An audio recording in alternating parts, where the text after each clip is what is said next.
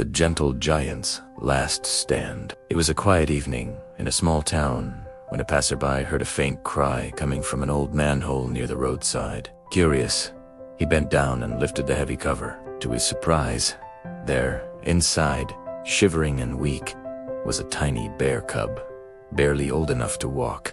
The cub's soft cries pierced the man's heart. Without hesitation, he reached down, carefully scooped the cub up, and wrapped him in his jacket. The man whispered, "Don't worry, little one, you're safe now."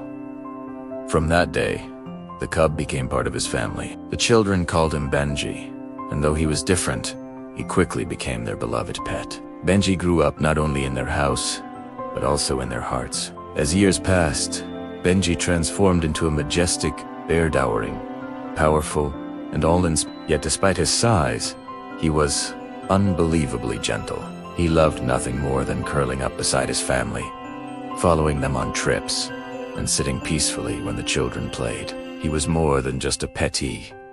It was family, a guardian, and a friend. Everyone in town admired the bond between the family and Benji.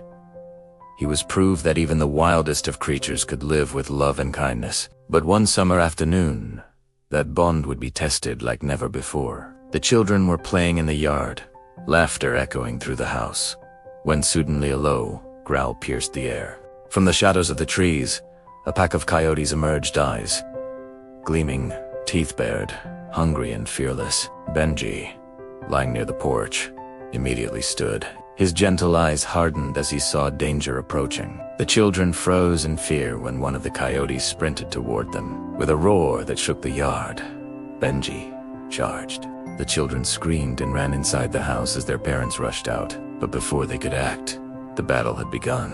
Benji slammed into the first coyote, tossing it aside like a rag doll. Another lunged at his flank, sinking its teeth into his fur. Then another and another. Soon, the bear was surrounded. The family watched in horror from the porch as the coyotes bit into Benji, tearing his fur and skin. Blood stained the ground, but Benji didn't falter. His eyes never left the children's direction. His mission was clear: protect them at all costs. The coyotes circled, snapping their jaws, but Benji stood his ground, swiping with his massive paws, each blow sending a predator tumbling. His roars filled the air, furious yet filled with pain. Minutes felt like hours. Finally, with one last mighty roar, Benji struck the largest coyote down. The rest, beaten and wounded, fled into the forest, leaving behind silence and the smell of fear. The yard was quiet, and there stood Benji, bloodied and trembling, his breaths heavy. His family rushed toward him. The children, crying, clung to his fur, whispering, "Benji, you saved us. You saved us." The father knelt, tears streaming down his face, and pressed his hand against Benji's massive shoulder. "You're not just our pet, Benji.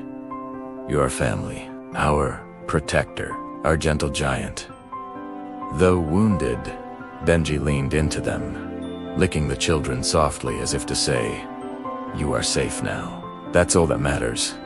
The family nursed Benji back to health, refusing to let him fight alone again. His scars became reminders of his bravery, and the story of the bear who loved his family so deeply spread through the town. Benji remained their loyal guardian for years to come, never once losing his gentle nature, though everyone knew behind its softness was the courage of a lion. Love knows no boundaries, not of species, size, or strength. When you give love and kindness, it is returned in the most powerful ways. True loyalty comes from the heart, and sometimes, even the gentlest souls can be the bravest protectors.